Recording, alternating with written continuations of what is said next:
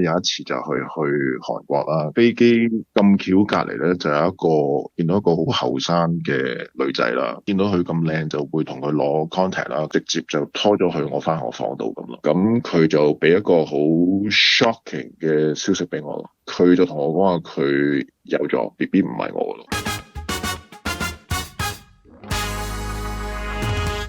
歡迎收睇港男港女，我係 Hanky 生。係，我係 Amber。Amber， 喂，嗱，你又好中意車人優啊？係咪叫？係車人優。車人優，車人優。我而家有少少變咗心啦。吓，搞錯啊！我可能請咗車人優過嚟噶嘛，你變咗心。我都中意佢，但係我而家又更中意佢。唔係，即係我有一個都覺得近期幾唔錯嘅，因為近排有套戲啦，我唔知有冇睇韓劇嚟嘅，叫做《親愛的 X》。我即係你冇睇咧，可以翻屋企 𥄫 下。係。咁樣佢有個男主角啦，係佢叫金永大咯。係。然後咧，我突然間都覺得哇，正都幾正。正就係乜嘢？覺得佢有一種魅力咯。即係酷酷地啊，好冷漠啊，但係其實又心入邊係暖男嗰種咧，即係佢會默默對你好，守護你嗰種。如果嗱，我都知道咧，即係俾我諗啊，即係我識到韓國妹、日本妹、台灣妹，咁我都會有一種幻想。如果真係有一個韓籍嘅男仔你識咗，係咪真係咁正？你係咪真係會同佢談戀愛呢？咁你都要真係識咗，跟住睇嗰個人係咩性格，即係相處落係點樣先。所以國籍唔係一個問題嘅。係啊，即係就算佢可能喺非洲咁，可能你好夾啊，好中意都 OK。係，如果有非洲嘅觀眾可以考慮下 Amber。咁咧嗱，我哋今日嘅嘉賓咧就犀利啦，佢同我哋分享咧，我哋分開兩集啦。因為第一集就同佢分享一個韓妹嘅認識嘅邂逅故事，一個咧就係認識日本妹嘅邂逅故事。兩種唔同嘅喎，應該個 feel 係。我諗係要問下佢先，佢先係專家，係啦。應該好唔一樣嘅喎，即係一個食泡菜，一個可能食魚生咁樣。放督鼻都唔同啲，因為嗱，即係呢兩種國籍嘅人，我當然都識啦，但係我就未同佢哋。真係㗎？你識韓妹？識啊？識邊個啊？定係你識人哋，人哋唔識你啊？唔識，我都，係我偷偷話俾你聽，我都試過問人攞電話㗎，好多年前。佢有冇俾你啊？有啊，冇天理，真係冇天理。我哋不如咧，我即刻就邀請啦 Jimmy 出嚟同我哋講講呢個韓妹。咁咧，我好想佢透露一下咧，點樣識韓妹啦，點樣識外國人啦。佢真係同佢有一段關係嘅，即係唔係喺機場見到嗨，你嚟香港做咩啊？哦，其實可能嗰個就係入境處嗰個姐姐。好啦，我哋揾阿 Jimmy 出嚟傾下先。Jimmy 喺度嘛？喺度 ，Hello Hanky，Hello Amber。係你好啊，咁嗱，你今日仲要重任咧就好緊要嘅，咁就係你要話俾我哋聽，觀眾聽，好多男士聽，點樣去識外國人啦？而且哇，佢仲可以一日之內咧。就可以同人哋發展到好深入嘅關係啊！一日啊，即見一面㗎咋，即係唔係話攞完個電話咧，10年後跟住先至話同你有關係，迅速撻着。OK，係啦，好，我咁啊，請 Jimmy 你講下你嗰個韓國姐姐仔嘅故事啦，交俾你。都好多年前㗎啦，咁啊工作原因咧就間唔中都要去唔同嘅國家出差啦。咁東南亞就比較多嘅，咁我自己本身咧就對於唔同嘅國家嘅文化都有興趣嘅，咁尤其是係東南亞、韓國、日本啊、泰國啊、越南啊，甚至係其他內地嗰啲，我都係好中意同佢哋傾偈咁咯。出差嘅原因咧，有一次就去韓國啦，咁啊飛機咁巧隔離咧，就有一個見到一個好後生嘅女仔啦。咁其實我坐飛機咧都多同隔離個人傾偈嘅，因為我就覺得坐咁耐同隔離個人坐得咁近，打招呼就唔打，我又覺得好似有啲怪嘅，即係所以就冇乜分話男或女，咁我都會嘅。咁啊同佢傾啦，咁啊傾就原來佢本身係有去澳洲留學嘅，咁佢嚟咗香港玩啦，咁佢就自己一個翻去韓國，咁佢去香港係同邊個去我都唔記得咗，但係當時候係佢自己一坐，咁啊咁巧坐喺我隔離，當然我就覺得佢幾靚喎，幾 sweet 喎，咁啊同佢傾偈啦，咁其實我傾偈就真係乜嘢都傾嘅，即係其實通常如果坐我隔離咧，如果隔離嗰個唔攰咧，其實都可以成程都傾到不停嘅。咁當時佢就係啱啱讀完大學 graduate。唔係好耐啫，咁啊同佢咁傾啦，傾佢屋企啊，去澳洲嗰陣時嘅經驗啊，讀書啊等等。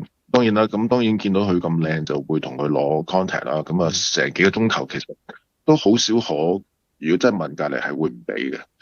咁俾咗之後咧，就我當時去韓國出差就大概留4日5日到，咁啊攞咗 contact 就約啦，約咗第二日去食飯。係啦，喺我酒店附近食飯，因為韓國其實都可以好大㗎嘛，咁啊睇下你住邊區啊，咁佢就帶咗一個佢一個女性朋友嚟嘅，係啦，咁我記得當時候同佢食係韓國韓燒就最多啦，咁都係食韓燒嘅，佢個同學都好靚嘅，係啦，咁我都覺得哇，點解可以咁好彩有兩個咁靚嘅女仔一齊出嚟咧？咁又開心啦！咁佢哋韓國人都中意飲酒，同埋佢哋嗰個文化就好好嘅。佢會幫你夾埋啊，同你準備晒所有嘢啊，即係有少少係好似好細心嗰種咯。咁其實係開心嘅。哦，即係唔係服務員幫你夾晒啲嘢，而係對方個女士，兩位女士佢哋會幫你準備啲食物嗰啲咁樣。哦，好少可喎，韓妹。係咩？好好客喎，我覺得感覺。我唔知佢係好似 Hanky 實話好客定係 polite 定係佢本身慣咗係咁啊。但係當時個感覺就係咁啊，即係成個 run down 都好開心。即係你由一個人去夜晚冇人同你食嘅，突然間有兩個韓妹去坐喺你隔離又靚，跟住又同你嚟照顧你又傾偈，咁佢真係食咗好耐好係啦。咁跟住佢個朋友就走先嘅，先我哋兩個就即又要飲酒啦。咁其實當時候都 feel 到係大家有少少醉意啦。咁佢就會挨住嚟啦，一路都傾住偈啊。咁我都諗住啊，可唔可以會有少少close 嘅感覺試一試佢啦。咁啊挨膊頭啊剩啊。咁跟住佢都 OK 咁啊，試掂下手，佢亦都冇話拒絕咁啦，咁啊最後就喺嗰度臨埋單嗰時咧，就已經係有錫噶啦，即係已經係有 kiss 噶啦。咁跟住就走啦，咁啊走就因為我個酒店其實住得好近，都係行到過去可能行10分鐘之內。咁我當時就亦都大家係完全冇講嘅，就咁係拖住佢，跟住就直接就拖咗去我翻學房度咁咯。咁啊，透露少少啊，其實你即係韓妹入到房之後，其實同我哋華人會唔會真係有明顯嘅分別嘅咧？其實我哋入到去之後咧，就可能佢已經酒精上腦啦，咁啊跟住我哋已經好快係落咗落張床度啦，咁啊跟住就開始。咁啊我都講過啦，有冇沖涼？我記憶之中係冇，因為嗰時係冬天嚟嘅，凍嘅，係唔係咁所以嗰個係啦，咁所有嘢都係好自然就係開波咁咯。咁唯一我想講咧就係因為佢本身英文都唔係話太叻啦，咁啊好奇怪地佢突然間咧就 switch 咗個 mode 啦，就成程講韓文咯，係可能去到嗰個 moment 佢想 express 啲嘢，佢唔諗啦，佢就咁講韓文啊。咁但係我又唔會去再問佢，因為問佢都冇意思。跟住成程係即係所有嘅聲音啊、表達啊喺床上邊啊，佢都係講嚟韓文100%，係完全我係唔知佢講咩嘅。我想問，即係雖然你唔知道佢講咩，你亦都冇錄音啦，但係佢講嘢嗰啲語氣係想你明白一啲嘢，定係佢純粹係展現自己嘅一啲感受，例如哎呀好痛啊，好凍啊，好痕啊，定係你明唔明我意思啊？如果佢係想同你講一啲嘢，但係你又聽唔明咧，好古怪喎。我諗係醉咗嘅時候嚇啲自言自語，係啊，係咪咧？或者我諗佢唔係想問我嘢，唔係想問，佢只不過係 express 當時佢個嘅感受，所以就嗰個感覺就好特別咯。因為未有試過，因為你通常一定會溝通到噶嘛。咁但係我唔知咩，但係我聽佢聲音或者聽佢反應就知道佢係 enjoy 嗰件事，咁就已經足夠。我亦都冇再另外去了解佢講咩咯。因為呢個講真，我都係我發覺認為係男仔同女仔嘅分別喺性愛過程當中咧，女仔係會更加去投入，更加失去常性嘅。我自己覺得啊，感受方面咧，你自己覺得阿 Jimmy 即係會唔會同韓國女仔會係唔同 feel 啲咧？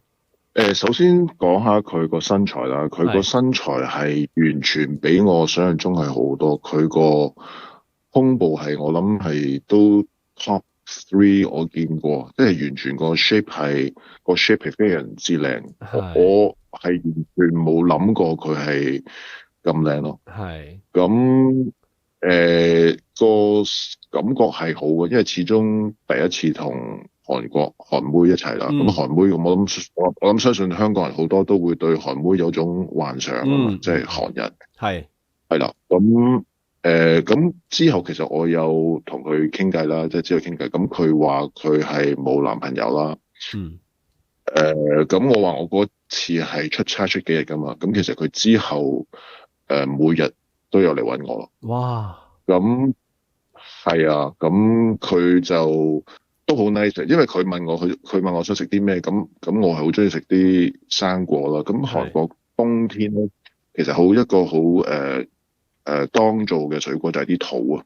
係啦，咁佢會嚟咧，佢會買啲桃，因為佢知我中意食嘛。咁我哋以後逢親係有呢件事咧，我哋用咗個暗語就係想食桃咯。好得意啊！咁佢係咪成為咗你女朋友啊？之後係咪正式嘅女朋友？其實當時候當然嗰個 trip 之後我要翻香港啦，咁我之後都有過嚟揾佢，咁啊大概維持咗有接近1年或者1年多少少啦，係啦。咁即係有拍拖噶咯喎，你哋係即係佢都會嚟揾我，我亦都去揾佢咁咯，係咯，係啊，咁個感覺係幾好嘅。咁到有一次我就去完韓國，咁我就翻到香港啦。咁大概係我都唔記得咗係1個月定係2個月啦。咁佢突然間 message 我，咁佢就俾一個好 shocking 嘅消息俾我咯。咁佢就同我講話佢有咗。我估到噶啦。因為我哋因為如果你記憶之中，我哋第一次食飯，其實我係冇 preparation， 咩都冇。咁其實係即係你哋第一次係冇做任何措施㗎？冇啊！我哋當時係冇 prepare 冇食，即係成個 flow 裏邊已經好似係好自然嘅童話式咁啊，就去咗做呢件事咁。哦，咁樣係啦。咁跟住佢就有咗。哇！咁點處理咧呢一單嘢？係啦，咁當時我都唔識點反應，我就睇住個 message。你嗰時幾多歲啊？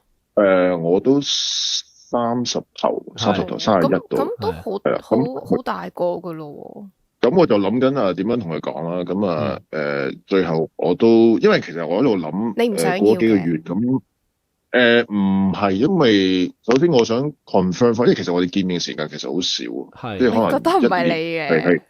我唔夠膽肯定，但係當你啲 message，我會見佢咁少，咁會唔會係有機會？即係我會有個閃一閃去諗。但係我又諗緊，我點樣問佢？如果問佢又好似唔尊重。其實你哋呢段關係有幾 firm 啊？其實即係你哋純粹個關係係你去佢嗰度，或者佢嚟揾你，你哋係做愛多嘅呢個時間，定係其實你哋係有其他交流啊？你哋係真係會 act like 一個情侶會做嘅嘢，係啦，我會叫你老公仔啊、老婆仔啊咁樣。你都係 base on 呢啲嘢去。testing 到，因為其實每次見面嘅時間都真係唔係好多。咁你話係咪完全 committed？咁大家就冇乜去研究，我諗係當70%咯。即係都有去其他地方啊，會傾其嘅嘢啊，成咁咯。咁但係就當時我就好懷疑，咁最後我都係要出口問啦，咁我第一句就話恭喜啦。哇！係啦，咁因為我唔係，因為因為你要明嗰個 moment 係好 shocking。咁我你點樣 congrats 咁？即係戥開心，因為嗰陣時就冇我哋冇傾純粹 text 嘅。咁到最後我都係問嘅。當時候因為我喺公司，我冇打俾佢，係啦，所以都係打文字啦。OK。係啦，都係文字啦。咁啊，最後都係要問啦。咁就話個小朋友係幾時知道啊？成啊？咁我就兜咗個圈，咁啊，使乜問？咁最後問咗咧，咁佢就話嗰個小朋友就 BB 唔係我咯。喂，咁峰回路轉嘅講即係兜完個大圈，原來唔係你嘅。咁我同你講做乜嘢啊？唔係要講。嗱，因為當時嗱佢講話唔係我，其實我仲複雜，我仲諗佢係咪呃我？係啦，係咪佢？係啊，因為我就有少懷疑，因為其實如果喺個時間上我離開咗，可能係我實際時間我唔記得，可能2個月或者係3個月之類啲咁樣。咁但係我會有兜，咁會唔會佢專登呃我？定係假？定係佢想試我？定係其實嗰個真係我，但佢又唔講俾我聽咧。係咁係。即係佢答係與唔係，其實我腦裏邊 question mark 係有好多係叮叮叮叮叮，就咁究竟邊樣假？因為我唔喺佢現場，我咩都睇唔到嘛。當時佢突然間講，以我同佢關係，我又覺得佢唔會無端端作呢樣嘢出嚟。我當時冇懷疑佢係冇嘅，係啦。咁佢就話係佢嘅韓國嘅男朋友。即係其實佢一直都有男朋友。唔知我冇考究。即係其實你哋個關係都唔係真係情侶啦，係嘛？其實我嗰陣時我已經冇再去考究，因為佢就嗱，咁我之後我又問佢，咁佢就話佢識我嗰時咧就同我男朋友散咗，咁收尾就同翻佢男朋友一齊。咁當然個中間係邊個真邊個假，其實我都冇考究過啦。好老實講，因為其實你講咗呢個事實亦都冇改變，我就算問佢，佢都未必講真話。咁我覺得就係咯，就咁。但係我哋有 keep 住 contact 咯。咁我有陣時韓國都會探佢，咁所以我就 send 俾張相，就係嗰個細路。咁我有時去見就睇下個細路會唔會真係有少少似我係似我啊？係咯係咯。